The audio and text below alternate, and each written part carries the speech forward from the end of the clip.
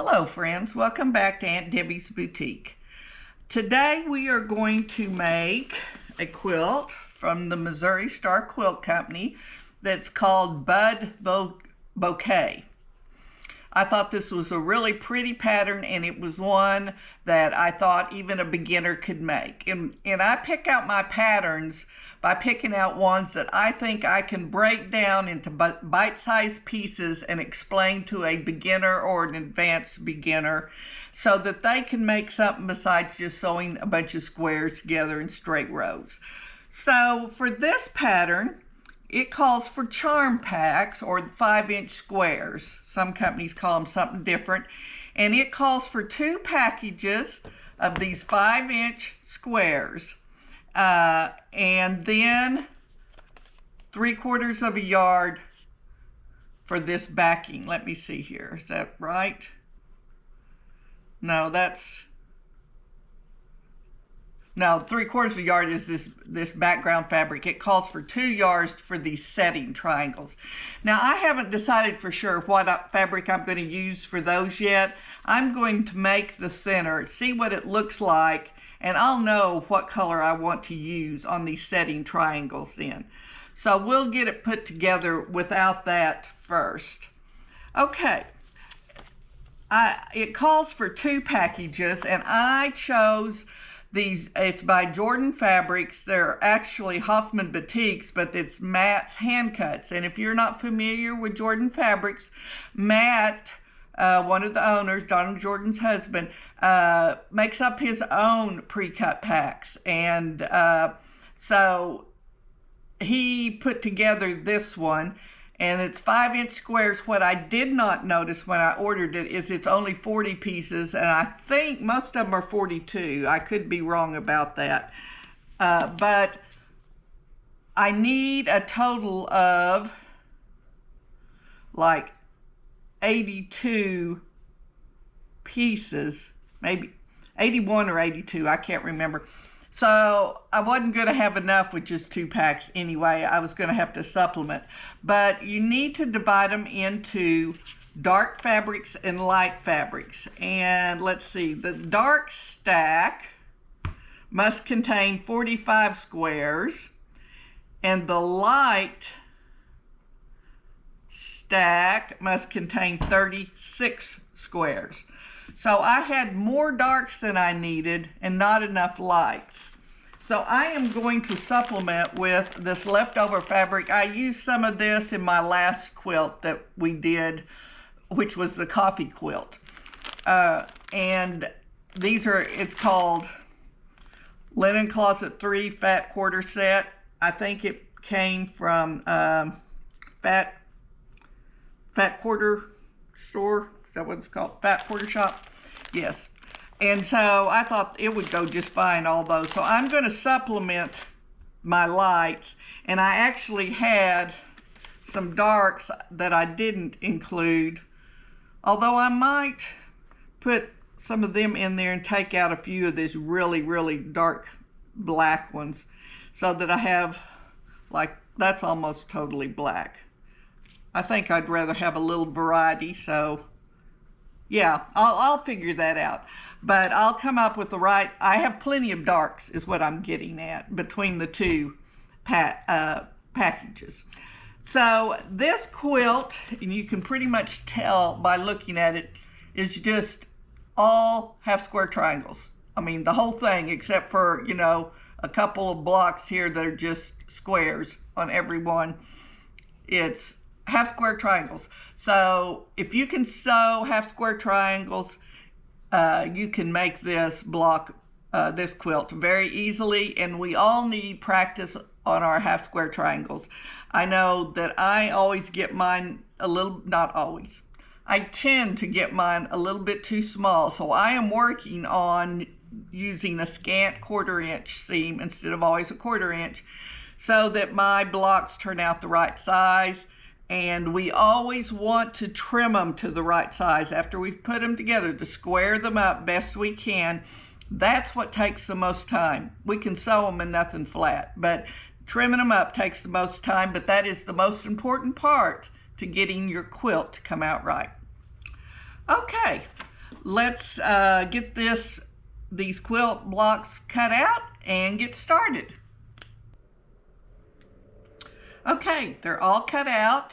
We had a certain number of each lights and darks we needed to cut down, and we're left with a big pile of lights and darks. And this wasn't at all hard to cut out because the majority of these are still the 5-inch squares.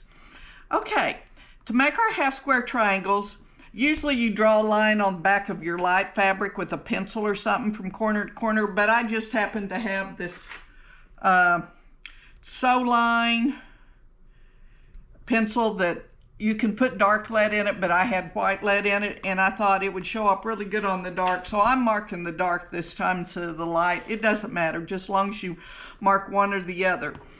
And I went through the light and scrambled them so there's no two pieces the same, back to back, because there's a lot of these that are back to back, that, like two in a row of the same fabric. So I wanted to be more of a mixture of fabrics. Now all we're going to do is take one dark and one light. On batiks, there really isn't a right or wrong side, but I've got some in here that aren't batiks that I mixed with it just because they were the right color. And we're going to put right sides together. We're going to sew 1/4 of an inch from this line on one side and 1/4 inch on the other. And I'm going to chain all of these. So we'll sew this line on all of them, all the way down. And then we'll come back the other way. So if you'll join me at the sewing machine, we'll get this taken care of real quick.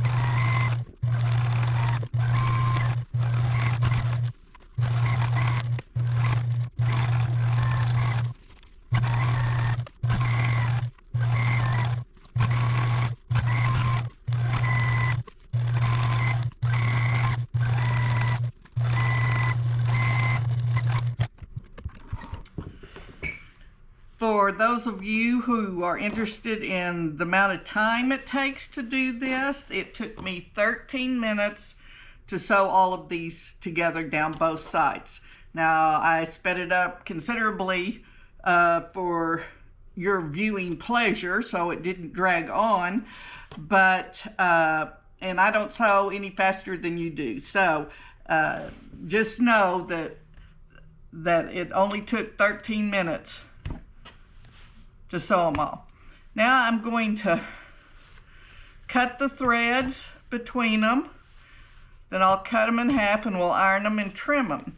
And one thing I really like about this pattern, I guess I should lay them kind of smooth here, is that they use big enough squares that they intend for you to cut them down. So it's very easy to square these up because you are going to be cutting off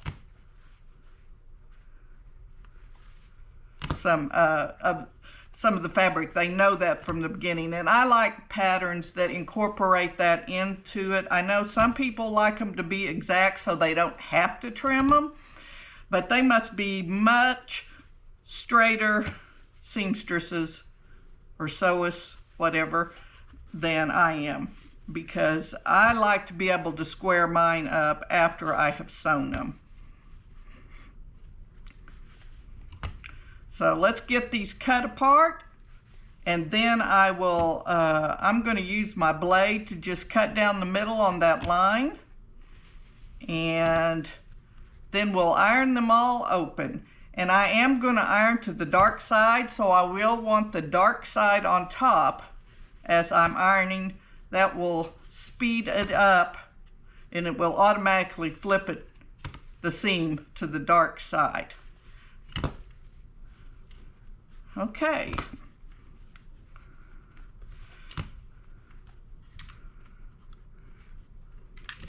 It's time to cut. Oh, if you want one of these, it's called, this is by the Gypsy Quilter. I think it's called a thingamajig, or a thread cutting thingamajig or thingy or something. It's a real appropriate name. I'll have it linked below. And let's find us a ruler here. I'll just use this little one. And let me get these cut apart.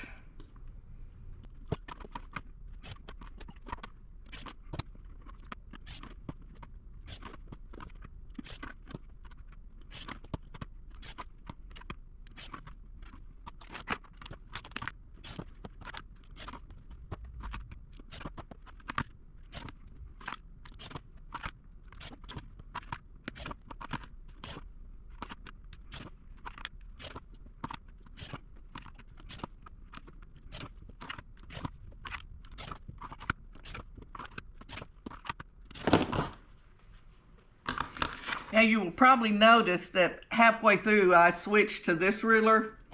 That's because it was too hard to keep my fingers out of the way with this narrow one, and one of them came a bit too close. It kind of nicked my fingernail, and I haven't had any major cutting accidents ever while sewing, and I didn't want my first one to be on live TV. No, I guess not TV. On a live video, or on a video that the whole world can see. So I switched. So I recommend not using something that small. Okay, this is my new cutting, and it also serves as a small ironing board. As some of you have seen in some of my previous videos, I complained about the ones I had bought that didn't hold up and didn't do what they were supposed to, and one of my viewers suggested this one, and it's on ball bearings, and it turns, it's just wonderful, and it comes with both an ironing plate and a cutting board plate. So I love it, and I thank whoever that was that she recommended it, because it was pricey, I will say that, but sometimes it pays to just spend the money and up front than to buy several cheap ones that don't work. Okay, this is what I'm talking about putting the dark side on top. Then when you flip this up, the dark, the seam is already to the dark side. So let me real quickly for you get these all ironed.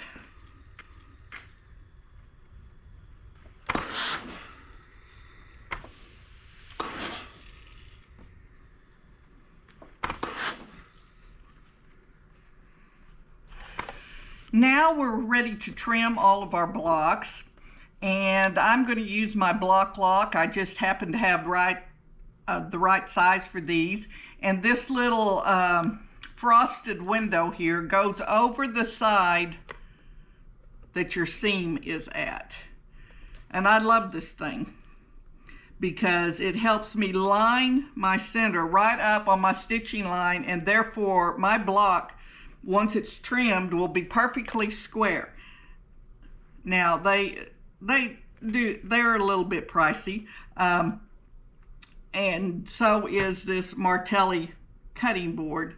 But you know, sometimes it's just worth it to pay for good supplies rather than to waste your money on ones that don't last long. Now, somebody did suggest, after I had ordered this, to just put masking tape on the back of a regular one to build up some masking tape, several rows of it, and then you could just slide your block to that masking tape.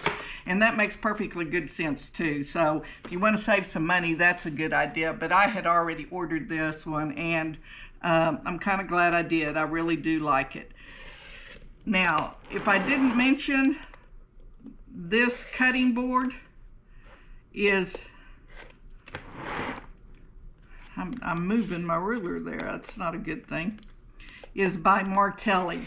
They make very high quality things, sewing instruments. One of my friends has one of their cutting tables, and it's to die for. It tilts, you can set and cut, has magnets. Oh, it's so nice, but they're pretty pricey. She has some physical disability, so it was worth every penny of it to her to be able to set and move her cutting board instead of having, sometimes the best way to cut is to stand up. And anyway, they make very good quality products. So here's our perfect square. I did have enough to trim off every corner, and I know it's straight because that ruler was locked right on there. If you don't have a block lock ruler, here's one that's the same size. Yeah, that's the same size. You just have to line up your corners on your seam and make sure that the diagonal's going down. A lot of them will have a diagonal line drawn on them too, just depends on the size. So let me get these trimmed up, and then we'll be ready to put our block together. And there, I turned it the wrong way after telling you it has to go on the dark side. I love it that there's something to trim off on all four sides. Just a hair, but it makes all the difference in the world, and that it will all be square. Okay, I will see you back in a little bit. Okay, I've trimmed all of my blocks. That probably was the most time-consuming part of it, but it didn't take me more than about 20 or 30 minutes. So let's put together one of our blocks here, and I'm kind of referencing the pattern over here to my side, so I'll do it correctly. But I want to use an assortment of different prints, and then we need one of these plain ones. They're sticking together right there.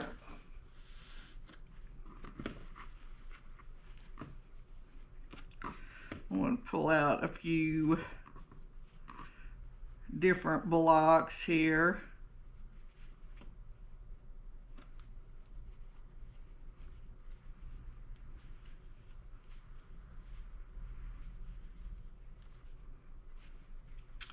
Okay, let's see, this goes like this. Then we want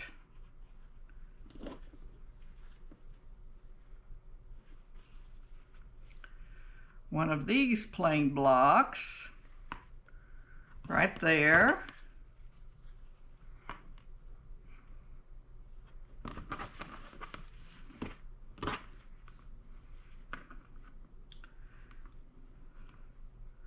One like that, one like that, and let's see, how about one like that?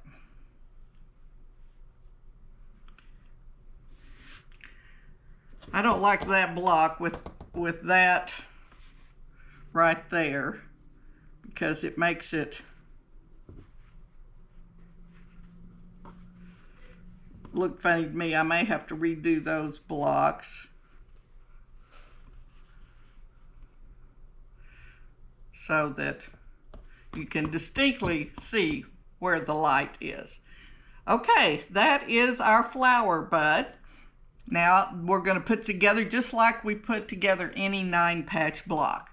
I'm going to take it over to the sewing machine. I'm going to sew, flip these on top of each other, make 1/4 inch seam on that one, chain it to this one, and chain it to this one. And then I'll go back to the top and add these 3 blocks. So join me at the sewing machine. I'm going to put back on my 1/4 inch foot. If you can see, it has this little flange, little flat piece set in here that your fabric can go right up next to, and it will sew a perfect 1/4 inch seam, supposedly. So let me get it on here.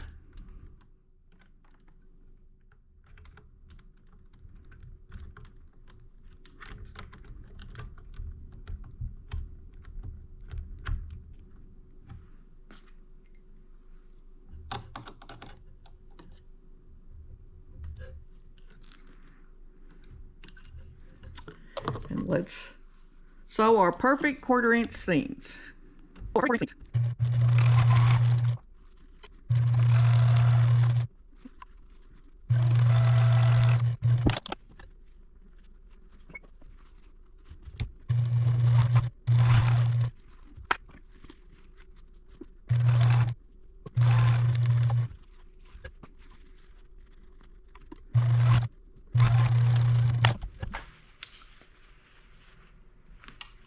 I'm not going to cut those apart just yet, like I thought I was, unless they're all twisted up. Okay, here is our 3 rows. I want to press towards the middle on this one and press towards the outsides on these 2, so that when we take it back to the machine, they will nest. So towards the middle, and the reason I chose that way is that's the path of least resistance. It's easier to iron towards this plain square than it is toward these that have seams. Now on these, we have no choice on one of them but to go towards one with seams. But the other one,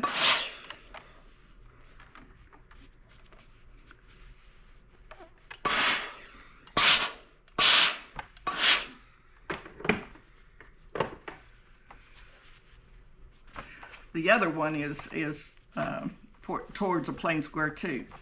Now then, when I take it over to the machine, my seams are going to nest.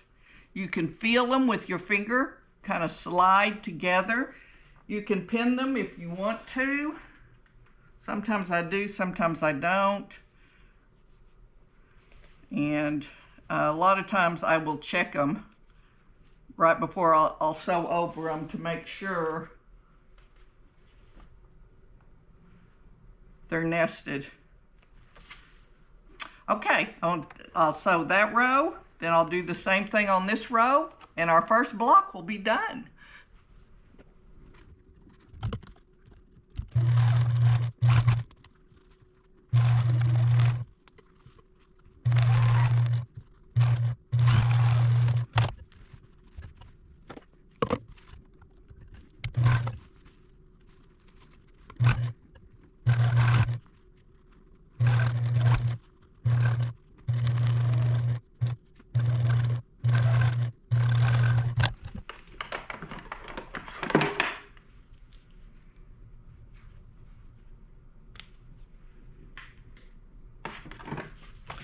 Okay, let's iron these towards the middle.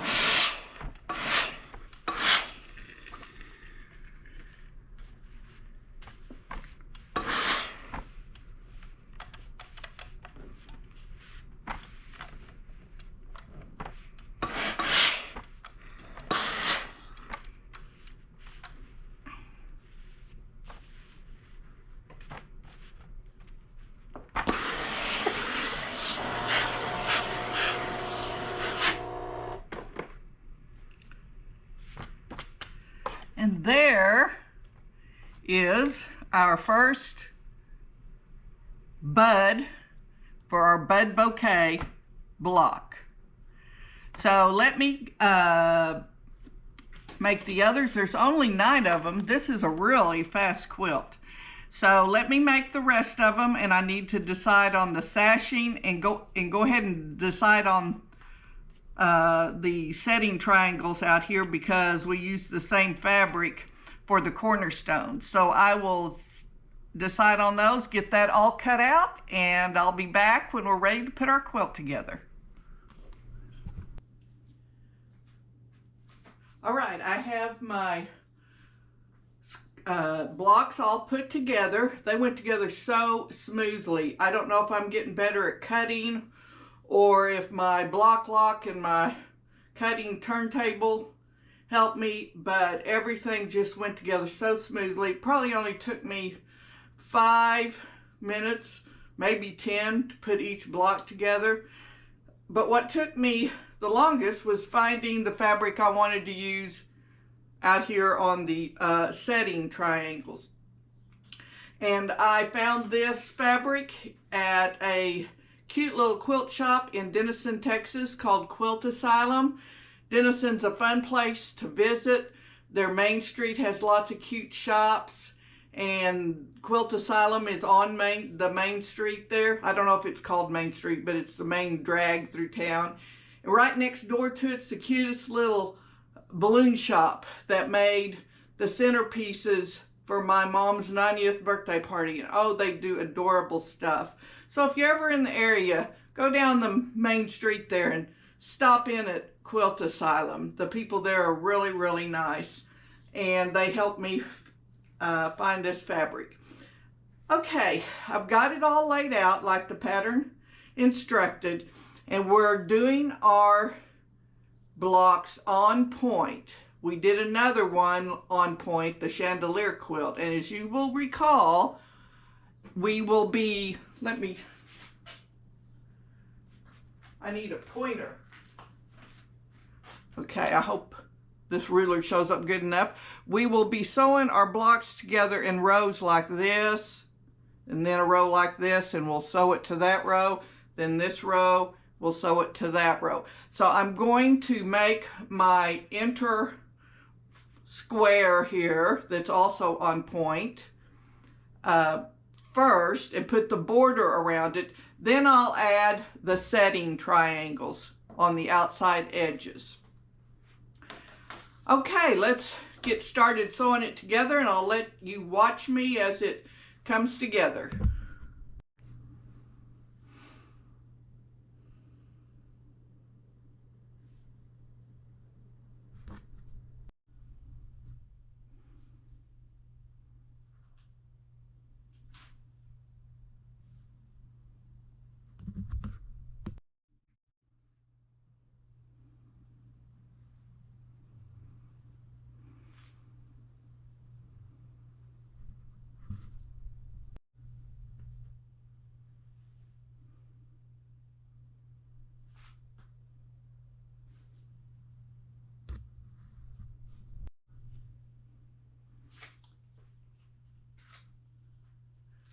All right, this is our completed quilt. It needs a good steam ironing on a big ironing board, and then it'll be put in the ready to quilt pile, which I hope to get started on soon.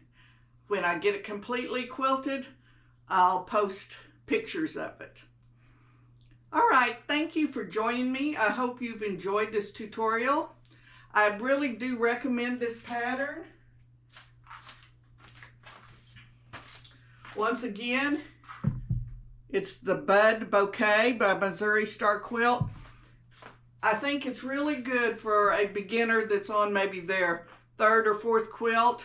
If you've got some experience with half square triangles, this would be a really good next quilt to work on sashing and cornerstones and setting triangles and on point.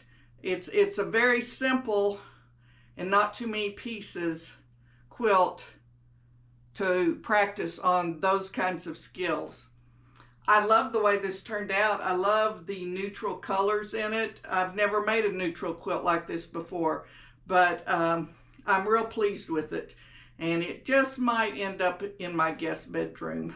The size is 63 1/4 by 63 1/4. Thank you for joining me today. If you would, please like, subscribe, comment, share, whatever you can do helps me out. I appreciate each and every one of you, because without you, I couldn't continue to produce these videos. Next week, I will probably have up a third video on my cottage quilt that I'm working on, or village quilt. That one will probably be next, while I am starting another full quilt series like this. I'm not sure which quilt I'm going to do next, but I've got quite a few of them lined up, so it'll be a surprise. Thank you, and remember, whatever you do, do it to the glory of the Lord. I'll see you next time.